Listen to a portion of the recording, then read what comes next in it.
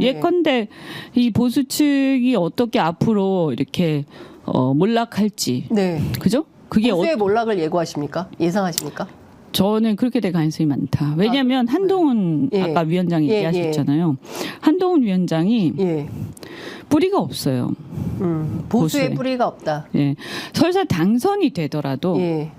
오래 가기가 어렵다. 예. 그리고 윤석열 대통령하고 결국은 부딪힐 수밖에 없다. 예. 그게 운명이죠. 예.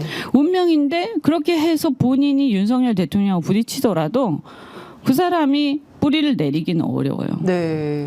그러면 내부적으로 이 두 사람은 운명 공동체 비슷한데 맞습니다. 근데 서로 충돌할 수밖에 없는 네. 운명이잖아요. 그럼 공멸각으로 보세요? 그러니까 결국 공멸각이죠. 윤석열, 한동훈 공멸각이다. 공멸각이죠. 예. 그리고 한동훈 위원장은 네. 내공이 약해요. 내공이 약하다. 본인이 스스로 체득한 정치 그게 아니에요. 정치 예. 이력이 아니에요. 예. 그냥 만들어진 정치인이잖아요. 그죠? 스스로 그것을 극복한 사람이 아니에요.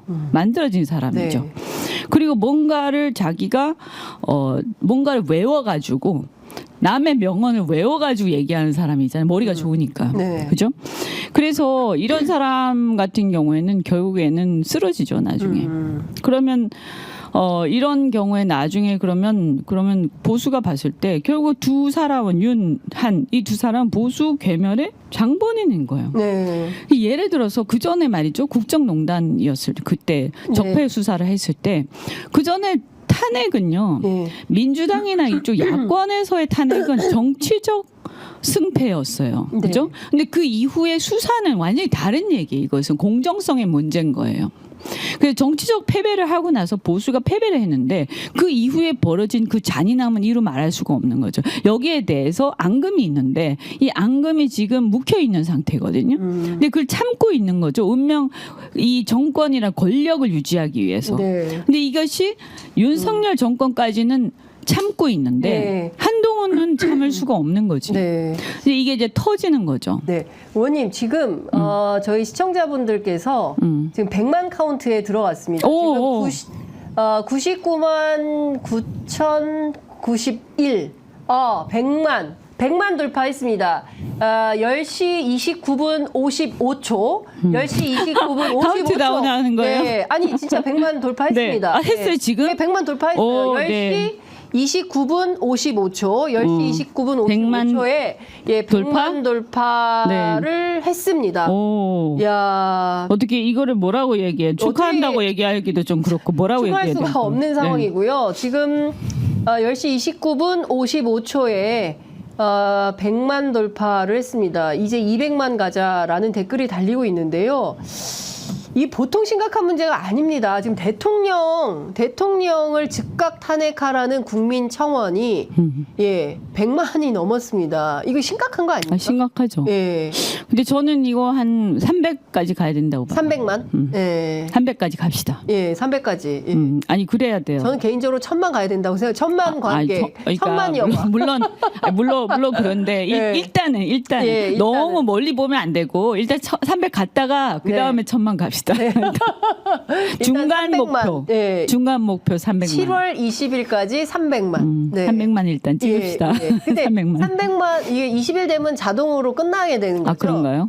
어떻게 되는 건가요? 제가 국회 청원 시스템을 이게 잘 몰라가지고 맞아. 20일 되면 종료가 되는 네네네네. 거죠. 자동 클로즈가 돼서 더 할 수 없게 될 수가 있는데요. 그렇기 때문에 예. 이게 1000만까지는 조금 너무 시간이 좀 촉박하고요. 300만까지 갑시다. 근데 사실 이게 그 서버가 좀 증설이 돼가지고 즉각적으로 기다림 없이 할 수 있었다면 이미 아마 200만, 300만 가지 않았을까. 좀 며칠간 조금 아쉽죠. 그러니까요. 며칠간. 어쨌든 지금 이 여하튼, 상황에서 보수의 몰락이 예고가 되고 이 가운데 이현주 의원님의 역할이 있을 거다라고 보시는 건데요. 네, 저는 예. 이제 이 정무적인 판단 그리고 외연의 확장 그다음에 정치력과 고도의 어떤 정무적 판단과 또 긴박함 속에서의 네. 이런 역할이 이제 역할이 필요하다라고 생각합니다. 그러니까 네. 솔직히 말해서 네. 국민의힘이 보수 정당이 보수가 아니지 않습니까? 네.